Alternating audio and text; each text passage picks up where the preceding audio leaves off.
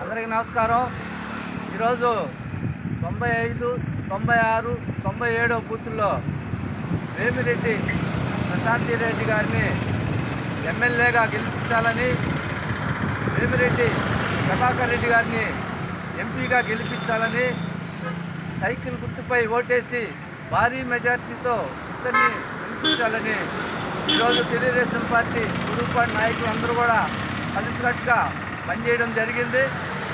గతంలో మొన్న ఇటీవల మేడం గారు పుడుగుపాడికి వచ్చినప్పుడు ఈ థర్మల్ స్టేషన్ ఉంది ఇక్కడ, ఆ 23 ఎకరాల్లో కూడా ఏదో ఒకటి ఒక మంచి కంపెనీ తీసుకొస్తాను, పారిశ్రామిక వాడగా దాన్ని తయారు చేస్తాను అని పుడుగుపాడు గ్రామస్తులకి మాట ఇచ్చారు.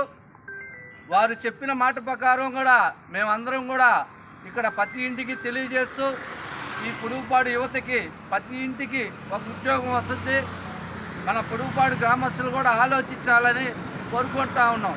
ఎందుకంటే గతంలో చాలామంది వచ్చారు, ఎవరు కూడా ఈ థర్మల్ స్టేషన్ మూసేస్తుంటే ఎవరు పట్టించుకోలేదు. ఈరోజు మేడం గారు ప్రత్యేకంగా పుడుగుపాడులో ఆ థర్మల్ స్టేషన్ స్థలం గురించి మాట్లాడారు.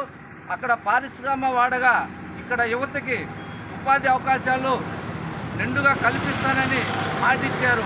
ఆ మాట ప్రకారం కూడా మనం అందరం కూడా ఇక్కడ పుడుగుపాడు ప్రజలందరూ కూడా సైకిల్ గుర్తుపై ఓటేసి వేమిరెడ్డి ప్రభాకర్ రెడ్డి గారిని, వేమిరెడ్డి ప్రశాంతి రెడ్డి గారిని భారీ మెజార్టీలో గెలిపించాలని కోరుకుంటా ఉన్నాం.